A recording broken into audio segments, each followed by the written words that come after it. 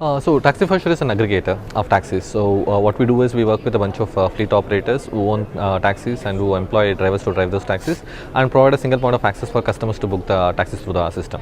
So what we believe is more number of taxis are owned by the fleet operators in India than by individual drivers. By aggregating the fleet operators, the probability, we believe that the probability of finding taxi with Taxify is much higher compared to the other competitors that exist in India. So the challenges were plenty. I think first one was technology adoption, right? The way we started tracking the taxi was to provide a 5,000 rupees mobile phone, right, and asking the drivers to charge it and start interacting with it, right? And I think a majority of the drivers when we started were not comfortable using a smartphone, right? Helping them essentially start engaging with the smartphone and how the smartphone is going to essentially benefit their lives. That was a bit difficult. That was one on the supply side, and following by on the demand side also, customers were comfortable booking taxis through a phone call, right? And they were reliable neighborhood taxi operators that they would bank on, right? Essentially trying to change their behavior, telling them that booking through the app is a lot more convenient, lot more comfortable, right? Lot more transparent than booking through the phone channel.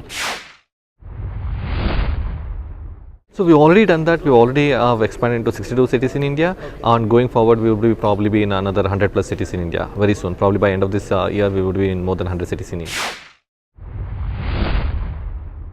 Customers still are not really confirmed. Tier 2, Tier 3 cities, right? Customers are still pursuing the phone calls, right, to do that, right? And the cities are smaller, so people probably want to prefer three-wheeler auto rickshaws to travel and stuff like that. So people still feel that taxi ride is a premium segment, right? And we are essentially trying to remove that, right? There is no premiumness in the taxi. And why the taxis are expensive? Primarily because there are not enough customers, right? If there are more number of customers, the taxi drives will always become cheaper, and that's essentially what we are trying to communicate in the tier 2, tier 3 markets.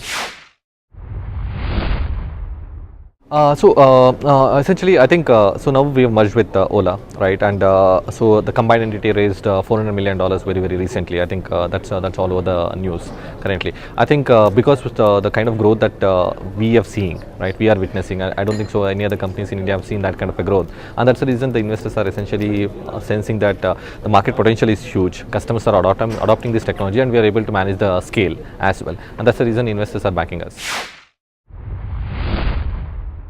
See, 5 to 7 years down the line, what we really are looking at is people should not buy any personal cars.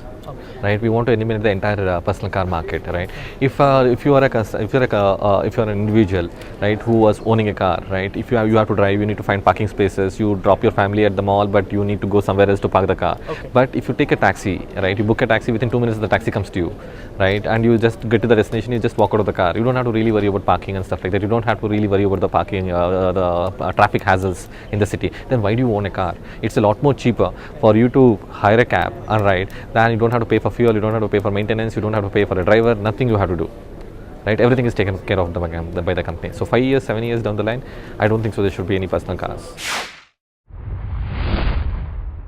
I think that's a very it's not a strategy that people are adopting. It's I think what the customers are essentially are providing, right? Customers are engaging on mobile phones. They're not using mobile phones only for calling or for SMSs, right? They are essentially making transactions on the mobile phone, right? And because the customers have adopted technology, right, the other business don't have a choice but to, if this is the channel that customers are adopting, then we need to be present on that channel, right? And instead of essentially spending a lot of money in other channels, if this channel is caters to 70% of the market, let's be alone in this particular market, right? Your cost of operations are low, and this is a highly scalable model, and that's so. It is the customers who are essentially forcing the companies to take this approach, than the other way around.